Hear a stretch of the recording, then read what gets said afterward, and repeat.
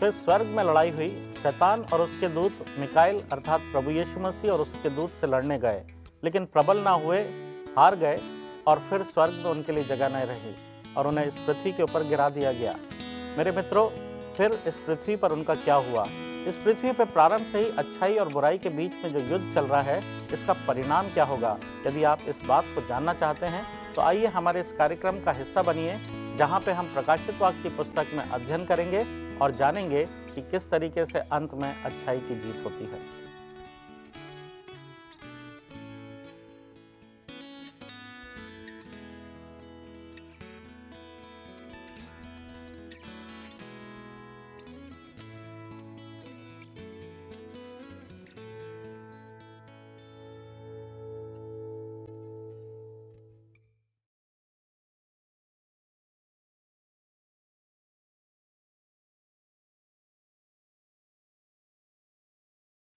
नमस्कार दर्शकों, एक बार फिर से हमारे इस कार्यक्रम में, जिसके अंतर्गत हम सैबथ स्कूल के ऊपर अध्ययन करते हैं, मैं इस कार्यक्रम का होस्ट और आपका दोस्त पास्टर रोनाल्ड मैक्सवेल डेविड आपका स्वागत करता हूं। प्यारे दर्शकों, इस त्रिमास हम एक बहुत ही रोचक और मनोरंजन विषय के ऊपर अध्ययन करेंगे और मेरा विश्वास है कि जब हम इस अध्ययन में आगे बढ़ेंगे तो ना ही सिर्फ हम बहुत कुछ सीखेंगे, बल्कि ये हमारे आध्यात्मिक लाभ के लिए बहुत लाभदायक होगा। इस बार का जो हमारा शीर्षक है त्रिमास का, वो है प्रकाशित वाक्य की पुस्तक, और आज जिस विषय के ऊपर हम अध्ययन करेंगे उसका शीर्षक है सुसमाचार पतमोस से। प्यारे दर्शकों, हमारे इस कार्यक्रम में हमारे साथ इस विशेष विषय के ऊपर अध्ययन करने के लिए हमारे खास मेहमान हैं। आइए हम उनका स्वागत करते हैं। पास्टर रोनाल्ड माजी, आपका स्वागत है हमारे इस कार्यक्रम में, जिसके अंतर्गत हम प्रकाशित वाक्य की पुस्तक के ऊपर अध्ययन करेंगे। आपका बहुत बहुत स्वागत है। धन्यवाद। साथ ही साथ हमारे साथ हैं पास्टर सतीश शर्मा सर, मैं आपका भी हृदय से स्वागत करता हूं और विश्वास करता हूं कि आप दोनों की उपस्थिति हमारे इस कार्यक्रम को सचमुच बहुत ही मनोरंजन और आध्यात्मिक लाभ का विषय बनाएगी। आपका भी हमारे इस कार्यक्रम में स्वागत है। धन्यवाद। जैसा कि आप जानते हैं कि हम अपने कार्यक्रम को शुरू करने से पहले मेमोरी टेक्स्ट पढ़ते हैं, याद वचन, और आज के याद वचन के लिए मैं पास्टर रोनाल्ड मार्जी आपसे निवेदन करूंगा कि कृपया आज का ठहराया हुआ मेमोरी टेक्स्ट हमारे दर्शकों के लिए पढ़ दे, जो हमें मिलता है प्रकाशित वाक्य की पुस्तक, उसका पहला अध्याय और उसके 3 पद में। इस प्रकार से लिखा हुआ है, धन्य है वह जो इस भविष्यवाणी के वचन को पढ़ता है और वे जो सुनते हैं और इसमें लिखी हुई बातों को मानते हैं, क्योंकि समय निकट है। परमेश्वर अपने कलाम के पढ़े और सुने जाने पर आशीष दे। आइए हम अपने इस कार्यक्रम और इस परिचर्चा को आगे जारी करते हैं। सबसे पहला सवाल पास्टर सतीश शर्मा मेरा इस संदर्भ में आपसे है जी। जैसे कि आप जानते हैं कि हम प्रकाशित वाक्य की पुस्तक का अध्ययन कर रहे हैं और आज हमारा ये पहली श्रृंखला है, तो मेरा सबसे पहला सवाल आपसे है कि प्रकाशित वाक्य की भविष्यवाणियों का उद्देश्य क्या है? देखिए, ये थोड़ी सी पृष्ठभूमि में इसकी जाते हैं कि किसने लिखी है ये पुस्तक और क्यों लिखी है, किस बाबत लिखी है और कहाँ की इसकी सेटिंग है जी, क्या संदर्भ है इसका, इसकी तरफ थोड़ा गौर करते हैं। हमें देखना है कि 1900 साल पहले ये पुस्तक लिखी गई है और यूहन्ना जो प्रेरित थे वो वहाँ पर निष्कासन में रह रहे थे। उन्हें अपने जो देश से बैनिश कर दिया था और वहाँ पर एकांतवास में वो निर्वासन में रह रहे थे और वहाँ पर रहते हुए उन्होंने ये पुस्तक लिखी। यानी कैद में थे वो, हाँ, कैद में थे। हाँ, एक जगह का नाम है, एक एजियन सी जिसे कहते हैं, एजियन सागर जो है, उसके बीच में एक पथरीला सा उबड़ खाबड़ टापू है और जिसका नाम है पतमूस। उस पतमूस के टापू पर वो रह रहे थे और वहां पर उन्हें दर्शन आए और जो दर्शन आए उसकी जो दर्शन है उसमें सब भविष्यवाणियां दी गई हैं। बड़ी दिलचस्प और बड़ी खूबसूरत पुस्तक है ये और कई सारी चीजें ऐसे लें कि उसमें कुछ बड़ी सनसनीखेज बातें उसमें लिखी हैं, सेंसेशनल बातें जिसे कहते हैं, ऐसी लिखी होंगी। लेकिन सेंसेशनल तो मैं नहीं कहूंगा, लेकिन उद्देश्य एक ये कह सकते हैं कि देखिए, जैसे आपने पद स्थल पढ़ा उस पर हम फिर से गौर करेंगे। उसमें इस प्रकार लिखा है, धन्य है वह जो इस भविष्यवाणी के वचन को पढ़ता है। जी, आप और मैं इस भविष्यवाणी के वचन को पढ़ रहे हैं, हो सकता है हमारे दर्शक भी इस समय जो है इस भविष्यवाणी के वचन को पढ़ रहे हैं, तो वो भी धन्य है। जी। आप और मैं धन्य है, वो भी धन्य है जो इसको पढ़ते हैं और वे जो सुनते हैं, मतलब जो कलीसिया है। यहाँ पर देखा जाए तो पढ़ कौन रहे थे? जो पालक होंगे जी हाँ। अलग अलग कलीसियाओं के, वो धन्य हैं। और जो सुन रहे थे वो उस कलीसिया के मेंबर लोग हैं, ठीक है, जो कलीसिया के सदस्य हैं वो धन्य हैं और जो सुनते हैं और इसमें लिखी हुई बातों को मानते हैं। कहने का मतलब ये है कि सिर्फ वो सुन के और यहाँ से निकाल नहीं देते, उसे सुन के उसको ग्रहण करते हैं और उसको मानते भी हैं। ये बड़ी बात है कि सुनना और उसे ग्रहण करना और उसकी बातों पर, भविष्यवाणी की जो बातें हैं उनका अनुसरण करते हुए उन पर अग्रसर होना, वो बड़ी बात है। उनको मानना मतलब प्रभु यीशु की बातों को मानना, ये बहुत जरूरी बातें हैं। देखिए, हमें ये देखना है कि जो प्रकाशित वाक्य की भविष्यवाणी है, जी हाँ, वो एक तरीके से अभिव्यक्ति है, एक तरीके से एक्सप्रेशन जिसे कहते हैं, वो परमेश्वर की बातों का। और इस बात को गौर करने वाली बात है ये कि परमेश्वर जो उसकी कलीसिया है, जो उसके अनुयायी हैं, उसके विश्वस्त हैं, जो उसके मानने वाले हैं, अपने लोगों को कभी भी वो अकेला नहीं छोड़ता है। उनकी वो हमेशा जो है केयर करता है, उनकी देखभाल और हिफाजत करता है। ये इस पुस्तक की भविष्यवाणियों से जाहिर होता है। देखिए, इसमें 3 चीजें दिखाई गई हैं कि एक चीज तो यह है कि यह दर्शाया गया है, भविष्यवाणियां जो इसमें दी गई हैं प्रकाशित वाक्य में, कि जिंदगी जो है बहुत ही छोटी है, इंसानी जिंदगी, और वो बहुत ही कोमल सी जिंदगी है, ठीक, एक जो कच्चा धागा जिसे कहते हैं उस तरीके से है, कब खत्म हो जाए पता नहीं चलता। हाँ। दूसरी बात हम इसमें देखते हैं कि हमारा उद्धार जो है वो प्रभु यीशु के द्वारा है। जी हाँ। तीसरी बात, ठीक है, इसका भविष्यवाणी का मकसद जो है वो ये है कि परमेश्वर की कलीसिया होने के नाते हमें सच्चाई की बात दूसरों को बतानी है, जो सुसमाचार है दूसरों को बताना है। एक तरीके से कहते कि अंधेरे में ज्योति के समान है जो भविष्यवाणियां प्रभु यीशु के वचन में, बाइबल में लिखी गई हैं। यही मकसद है इन भविष्यवाणियों का। बहुत बहुत धन्यवाद। बहुत अच्छे तरीके से आपने इसका प्रारूप जो है वो हमारे दर्शकों के लिए आपने रखा, और मैं विश्वास करता हूँ कि इस बात को हम समझेंगे कि प्रकाशित वाक्य की पुस्तक को सिर्फ पढ़ना ही नहीं है, सुनना ही नहीं, बल्कि उसको अमल करना भी मसीह जीवन के लिए बहुत जरूरी है। बहुत जरूरी है। इस संदर्भ में मेरा अगला प्रश्न आपसे है, जैसे कि आप जानते हैं कि हमारा जो आज का शीर्षक है, जो टाइटल है सुसमाचार पत्मोस में, प्रकाशित वाक्य के शीर्षक का महत्व क्या है? जब हम लोग इसका टाइटल देखते हैं, इस किताब का टाइटल देखते हैं, आखिरी किताब है बाइबल का, और कई बाइबल में लिखा है केवल प्रकाशित वाक्य, और कुछ कुछ बाइबल में लिखा गया है कि यूहन्ना का प्रकाशित वाक्य। जी। तो हमें ये जानना है कि ये जो है यूहन्ना तो केवल लेखक था, पर प्रकाशित वाक्य एक का एक में कहता है कि यीशु मसीह का प्रकाशित वाक्य, जो त्रिमास का पूरा हमारा जी है, जी है ना? तो हम लोग देखते हैं कि ये शब्द यहाँ पर जो इस्तेमाल किया हुआ है, अपोकलिप्सिस, यूनानी शब्द, इसका अर्थ यह है कि जो है प्रकट करना। इंग्लिश में एक शब्द इस्तेमाल किया जाता है अनवेलिंग।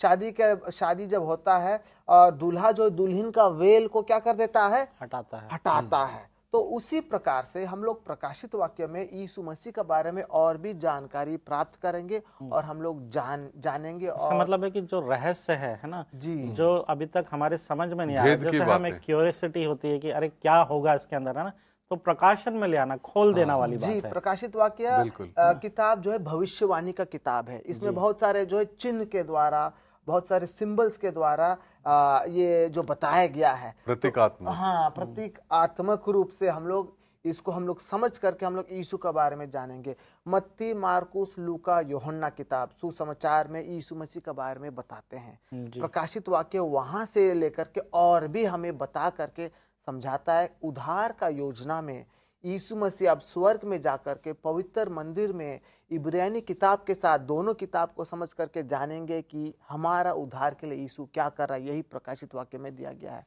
बहुत बहुत धन्यवाद साहब, हम इस बात को और भी सीखेंगे, लेकिन अभी समय हो गया एक छोटे से ब्रेक का। इसके बाद हम अपनी परिचर्चा को आगे जारी रखेंगे। दर्शकों, आप कहीं जाइएगा नहीं, हम प्रकाशित वाक्य की पुस्तक के ऊपर सुंदर चर्चा को जारी रखेंगे एक छोटे से ब्रेक के बाद।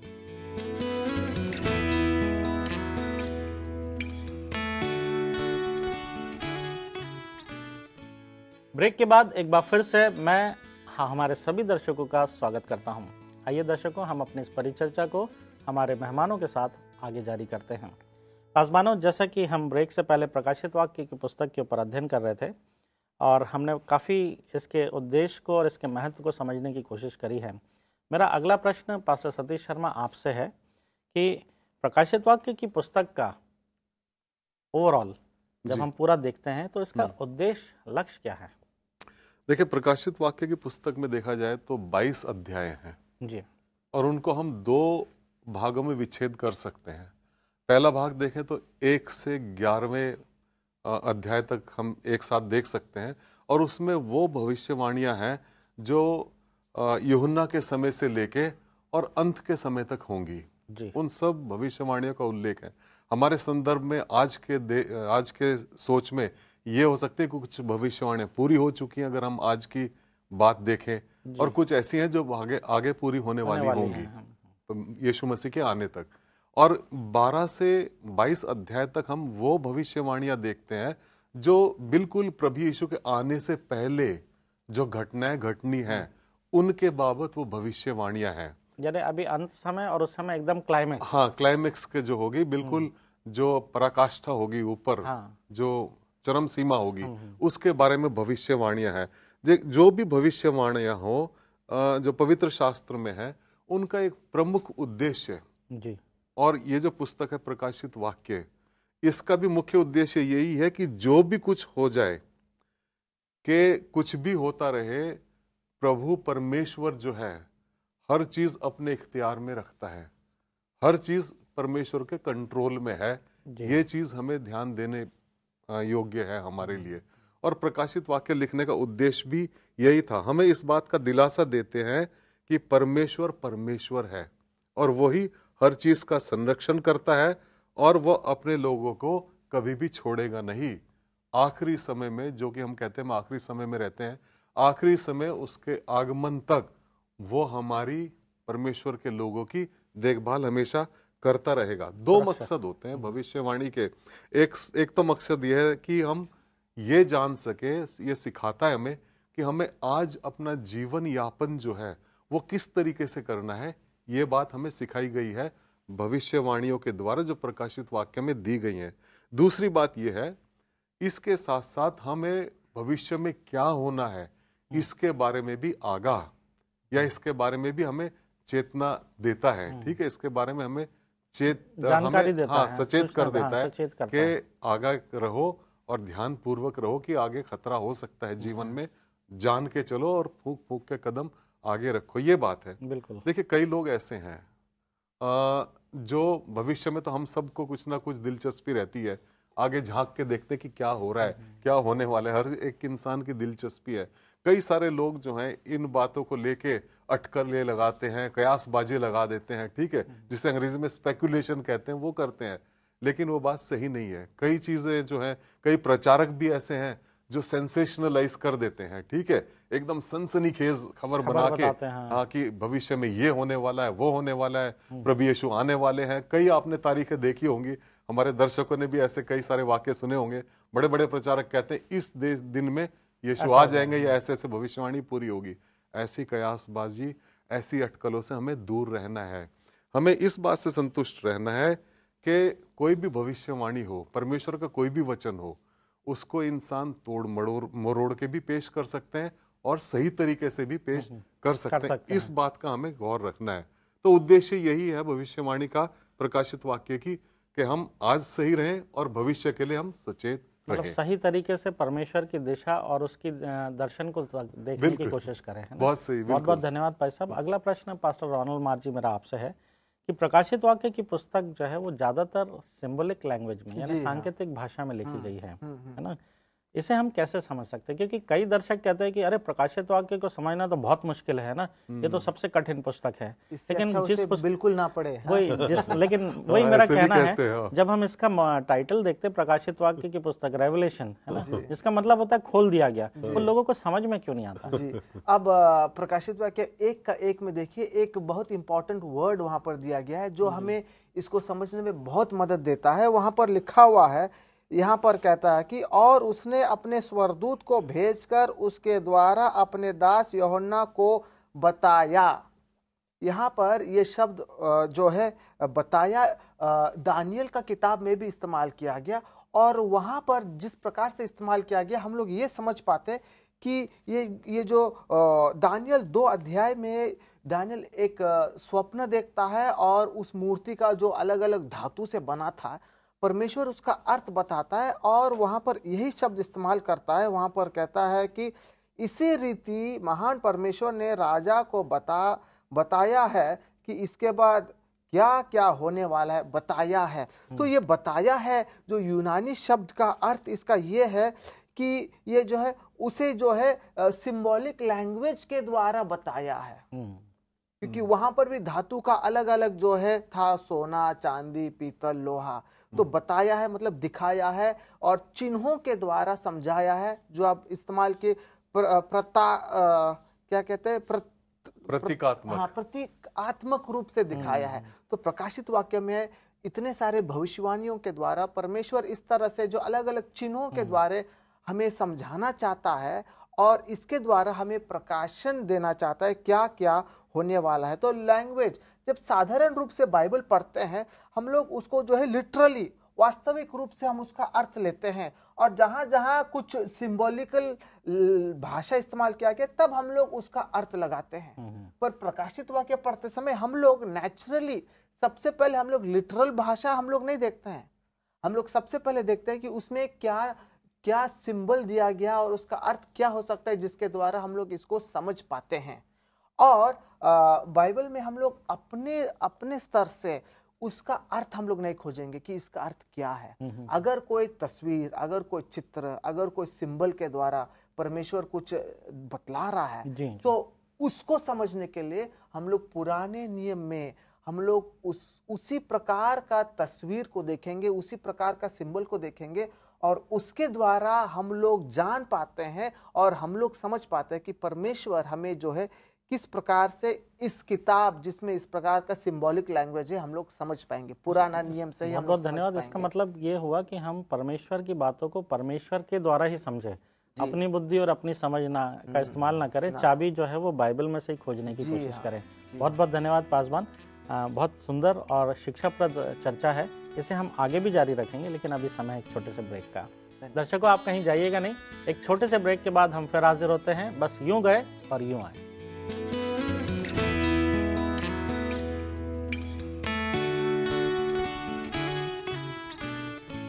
ब्रेक के बाद एक बार फिर से हमारे इस कार्यक्रम को देखने वाले सभी दर्शकों का स्वागत है। आइए मित्रों, हम अपनी सुंदर परिचर्चा को हमारे मेहमानों के साथ आगे बढ़ाते हैं। पासवानों, जैसा कि ब्रेक से पहले हम चर्चा कर रहे थे प्रकाशित वाक्य की पुस्तक के विषय में, इसी संदर्भ में पास्टर सतीश शर्मा, मेरा अगला प्रश्न आपसे है, जो देवव्रत या ईश्वर तत्व है जिसे हमारे आज के लेसन में गॉड हेड कहा गया है, इसका आप उल्लेख या वर्णन किस तरीके से करेंगे?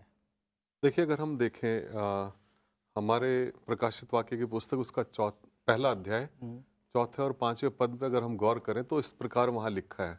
प्रकाशित वाक्य पहला अध्याय 4 और 5वां पद, उसमें लिखा है यूहन्ना की ओर से आसिया की 7 कलीसियाओं के नाम। जी ठीक है, यूहन्ना की ओर से आसिया की 7 कलीसियाओं के नाम, और आगे सैल्यूटेशन दी गई जिसे अभिवादन या अभिनंदन कहते हैं। जैसे जब पत्र व्यवहार होता है, पत्र काव्यगत बात होती है या पत्राकार की बात है ये सैल्यूटेशन। और यूहन्ना की आप पुस्तकों को देखें जो लिखी हैं, और या फिर आप पौलुस की पुस्तकों को भी देखें तो एक आकार होता है, एक सैल्यूटेशन होता है, फिर एक बीच में जो मुद्दा है उसका पत्र का वो होता है पुस्तक का, फिर आखिर में जो है वो कंक्लूजन होता है, ये निचोड़ है मेरे चिट्ठी का, और चिट्ठी बंद होती है। हाँ। तो इसमें अगर हम देखें तो यहाँ पर एक तरीके से अभिवादन किया गया है।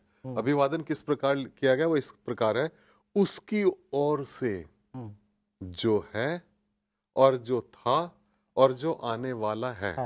आगे पढ़ते हैं, और उन 7 आत्माओं की ओर से जो उसके सिंहासन के सामने हैं, और यीशु मसीह की ओर से जो विश्वास योग्य साक्षी और मरे हुओं में से जी उठने वालों में पहिलौठा और पृथ्वी के राजाओं का हाकिम है, तुम्हें अनुग्रह और शांति मिले। तो शांति मिले और अनुग्रह मिले। अगर हम देखें यूनानी भाषा में एक शब्द है चारिस शब्द का मतलब होता है ग्रेस, जो कि अनुग्रह की बात जो हम करें वो अनुग्रह होता है। और अगर हम इब्रानी भाषा में देखें एक शब्द है शलोम। शलोम का मतलब है पीस, पीस मीन्स शांति, जिसका वर्णन यह है कि आपको शांति मिले और अनुग्रह मिले।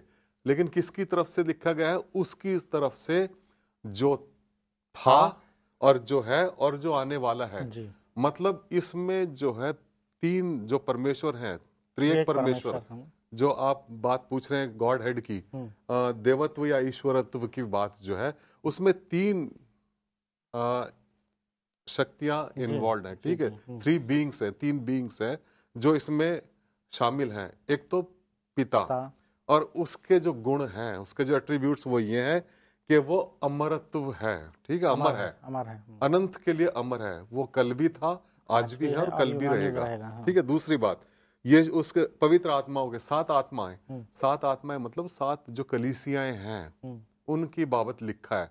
जो 7 कलीसियां हैं उनकी अगुवाई कौन करता है? पवित्र आत्मा। इसका मतलब यह है कि पवित्र आत्मा जो है सब जगह सर्वव्यापक है, उसकी जगह वो सर्वव्यापक तरीके से अपनी अगुवाई, अपनी सेवकाई करता है जी। हर कलीसिया में वो मौजूद है, परमेश्वर के लोगों की देखभाल करता है। तीसरी बात, जो एट्रीब्यूट या जिस गुण मैं कहूंगा वो प्रभु यीशु के हैं। प्रभु यीशु के बारे में ये लिखा गया है, और यीशु मसीह की ओर से जो विश्वास योग्य साक्षी है, मतलब फेथफुल विटनेस। इसका मतलब है परमेश्वर ने एक गवाह के होके परमेश्वर के प्रेम के प्रति उसने अपनी जान क्रूस पर दे दी। वो परमेश्वर की, प्रभु यीशु की कुर्बानी की तरफ जो है इशारा करता है। एक तो उसका गुण ये हो गया। दूसरा यह है कि मरे हुओं में से जी उठने वालों में पहिलौठा, मतलब रेजुरेक्शन या पुनरुत्थान जो है, ये भी एक गुण है प्रभु यीशु का। बिल्कुल बिल्कुल। बाकी बात लिखी, और पृथ्वी के राजाओं का हाकिम है, ठीक है। पृथ्वी के राजा मतलब डोमिनियन जो है, उसको अधिकार जो है पूरे पृथ्वी पर और स्वर्ग में किसे दिया गया है? प्रभु यीशु का। तो उनके गुण ये हैं।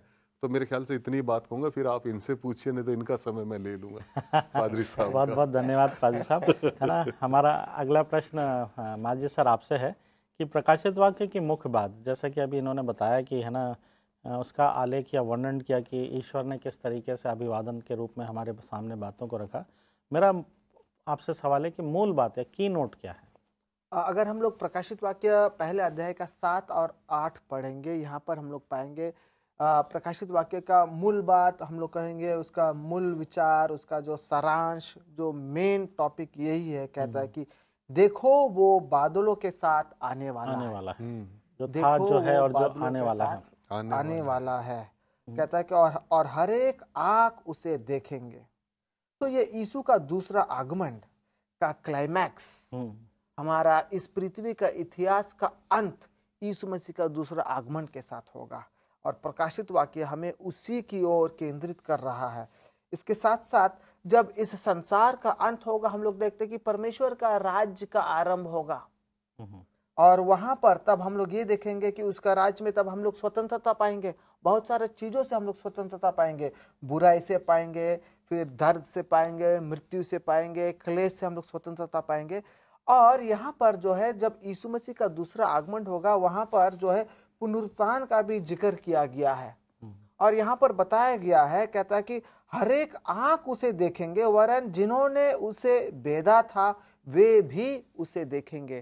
तो यीशु मसीह और उसका दूसरा आगमन, ये प्रकाशित वाक्य का मेन मूल्य विचार है, जिसके लिए ये लिखा गया। मतलब है कि उसकी आमद से पहले हमें किस तरीके से माहौल को देख के, अंत के हालात का आकलन करके अपने आप को तैयार करना है। जी हाँ। बहुत बहुत धन्यवाद आप दोनों पासवानों को हमारी सुंदर परिचर्चा में भाग लेने के लिए। अभी समय है कि हम अपने इस कार्यक्रम को यहीं विराम देंगे, लेकिन इससे पहले मार्जी सर, मैं आपसे निवेदन करूंगा कि एक छोटी सी प्रार्थना हमारे दर्शकों के लिए करें। महान दयालु परमेश्वर पिता, हम लोग धन्यवाद देते हैं इस सुंदर किताब के लिए, जिसके द्वारा हम लोग आपके दूसरा आगमन के बारे में जान सके, हमारे दर्शक सीख सके कि हम कैसे तैयार हो सकते हैं, और बाइबल से हम कैसे जानकारी प्राप्त कर सकते हैं कि आपका आगमन निकट है। हमारे दर्शकों को आशीष दीजिए, उनका परिवार में बरकत दीजिए। इस छोटी सी विनती को प्रभु यीशु मसीह के नाम से मांगते हैं, दया करके स्वर्ग में सुन और ग्रहण कर, आमीन। एक बार फिर से मैं आप दोनों पासवानों का हृदय से धन्यवाद देता हूं, और विश्वास करता हूं कि ये परिचर्चा हमारे दर्शकों के लिए और हम सब के लिए लाभ और आध्यात्मिक लाभ का विषय होगी। धन्यवाद। दर्शकों, मेरा विश्वास है कि इस कार्यक्रम के द्वारा आप सचमुच बहुत रहस्यों को समझे होंगे और आशीषित हुए होंगे। हमारे साथ हमारे इस कार्यक्रम में और इस श्रृंखला में निरंतर बने रहिए। खुदा आपको बहुत आशीष दे। जय मसीह।